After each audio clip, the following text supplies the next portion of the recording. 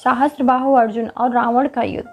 सहस्त्रबाहु अर्जुन एक पराक्रमी और सूरवीर योद्धा थे। भगवान द्वारा उन्हें हर प्रकार की सिद्धियां प्राप्त थी और वायु की गति से पूरे संसार में कोई भी रूप धारण कर जब चाहे भ्रमण कर सकते थे। ऐसा वरदान प्राप्त था सहस्त्रबाहु अर्जुन को। यह है वंश के राजा थे जिनकी माता रानी पद्मिनी और पिता महाराज कीर्तिवीर्य थे।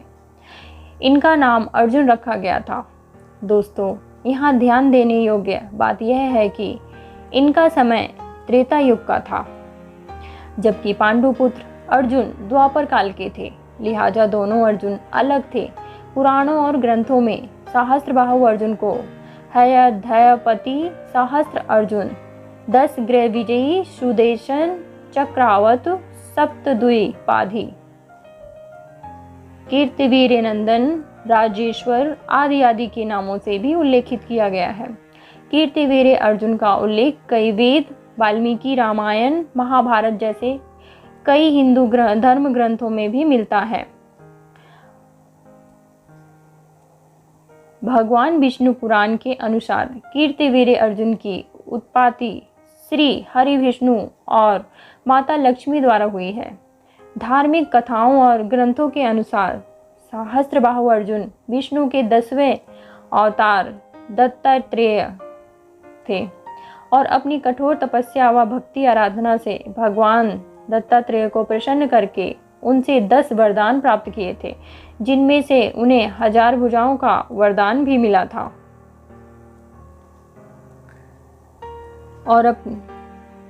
और तभी से इनका नाम सहस्त्रबाहु अर्जुन व बाहुबली भी कहा जाने लगा था। एक अन्य मत के अनुसार सहस्त्रबाहु अर्जुन वास्तव में भगवान विष्णु के सुदर्शन चक्र का अवतार थे।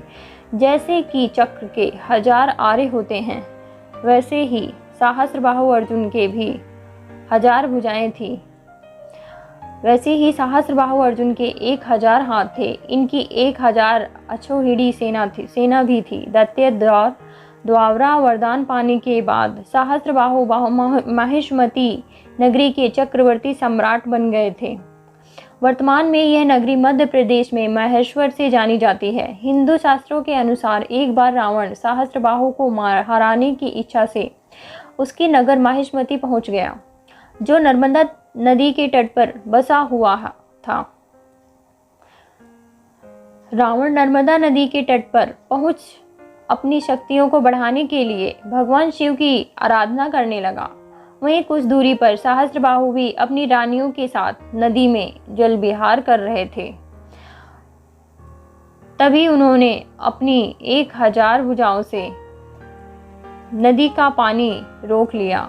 जल विहार करते समय सहस्त्रबाहु ने अपनी 1000 भुजाओं से नर्मदा नदी के पानी के प्रवाह को रोक दिया, जिससे एक तरफ पानी का जलस्तर बढ़ने लगा तो अचानक नदी में जलस्तर बढ़ने के कारण तट के किनारे पर बना रावण का शिवलिंग भी बह गया। यह देख रावण ने अपने सैनिकों को नदी का यूं अचानक जलस्तर बढ़ने का कारण पता लगाने के लिए भेजा। जब सैनिकों ने रावण से आकर बताया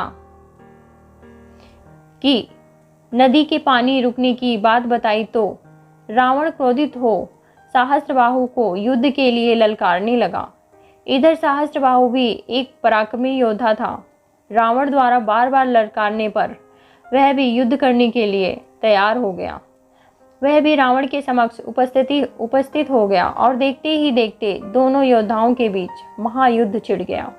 दोनों के बीच युद्ध बराबरी का हो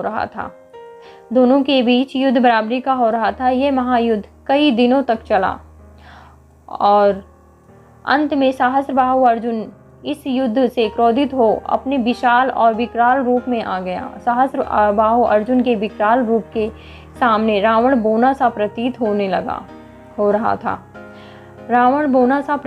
रहा था। सहस्त्रबाहु ने रावण को अपनी हजारों भुजाओं में जकड़ लिया। रावण ने अपनी पूरी शक्ति लगा दी, फिर भी वह आजाद नहीं हो पाया। सहस्त्रबाहु ने रावण को बंदी बना अपने कारागार में डाल दिया। रावण के 10 मुख होने पर भी वे कुछ ना कर सका, लेकिन बाद में रावण के दादा महर्षि पुलत्स्य ने सहस्त्रबाहु से रावण को छोड़ने का आग्रह किया और सहस्त्रबाहु ने रावण को आज़ाद कर दिया। बाद में भगवान ब्रह्मा ने रावण और सहस्त्रबाहु अर्जुन की संधि करवा दी थी। उस समय रावण पथभ्रष्ट नहीं हुआ था। अंत में रावण सहस्त्रबाहु से मित्रता कर लंका लौट गया। शुक्रिया दोस्तों, आपका दिन मंगलमय हो। राधे राधे।